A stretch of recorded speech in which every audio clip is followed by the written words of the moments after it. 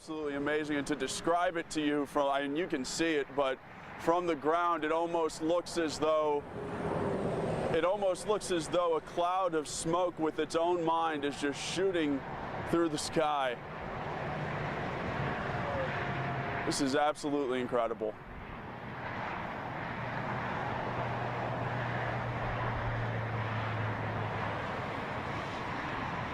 Again, you're watching the SpaceX Falcon 9 rocket launch from Vandenberg Air Force Base. This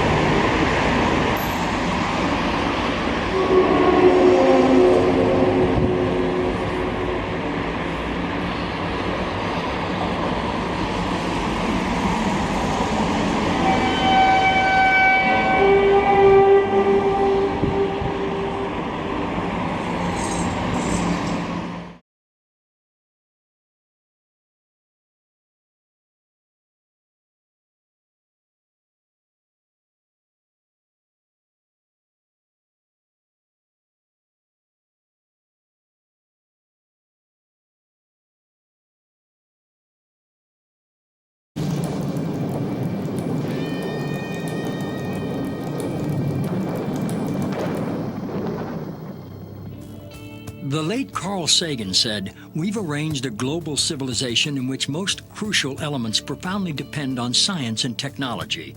We've also arranged things so that almost no one understands science or technology."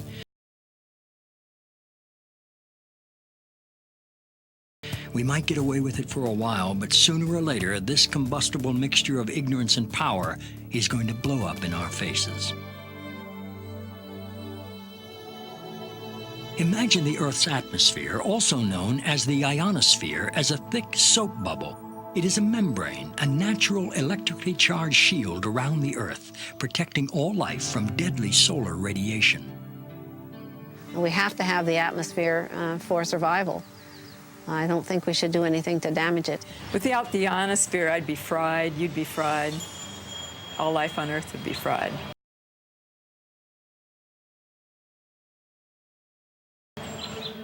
In 1912, Nikola Tesla, a visionary genius, saw ways to tame the sky, to make the atmosphere glow. He developed alternating current, high-frequency radio technology, and free energy. He experimented with both high and low frequencies and electromagnetic waves. He envisioned altering the weather and creating shields around the Earth to protect us from missiles, and he claimed he knew how to split the Earth in two. In 1985, Bernard Eastlund applied for patents that could make some of these ideas real. Many claim that these patents have become the blueprint for HAARP, High Frequency Active Auroral Research Program. ARCO originally approached me in 1984 to find a use for the natural gas on the North Slope of Alaska, which they could not sell. To give you a feel for how much gas they asked me to find an application for, it was enough gas to produce all the electricity in the United States for a full year. I originated some ideas for military applications and beneficial civilian applications in which that gas would be converted into electricity and then used to power some gigantic antennas. What does HAARP do? HAARP is a large antenna where we beam radio frequency energy up into the upper atmosphere, and we create on a small scale what the sun normally does. And the reason we're trying to do this is because when you have disturbances in the ionosphere, we can't communicate with our satellites. HAARP began with a congressional insertion in the appropriations bill of fiscal year 1990. In essence, Congress directed the Defense Department to explore the potential for using the auroral regions for improving communications and navigation and surveillance. From there, the assignment came that the Navy and the Air Force were to manage the program. It is people from those two organizations that have worked together for the past 7 years. Applications discussed in the patents included destroying missiles. Communications control and disruption were included. There were some other ideas both to possibly modify weather and finally to lift a portion of the upper atmosphere further out into space where hopefully it would be able to deflect missile trajectories.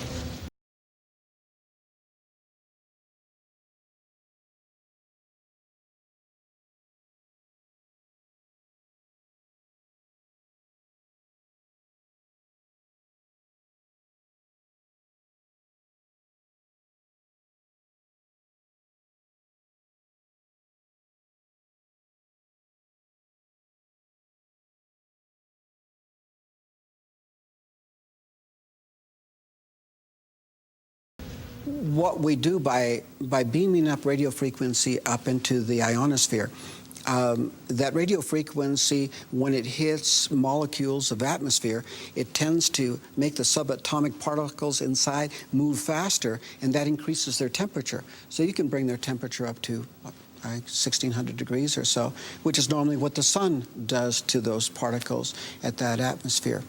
The ionosphere of the Earth has got enormous amount of energy. There are 8,000 thunderstorms going on all over the Earth at any given moment. There are millions of amperes of electricity pouring to the Earth from lightning strikes, and HAARP could create a trigger effect. In 1983, I did radio tomography with 30 watts, looking for oil in the ground.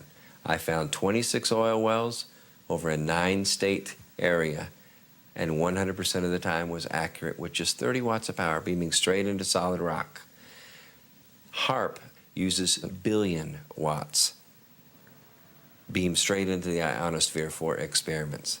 Picture these strings on the piano as layers of the Earth. Each one has its own frequency.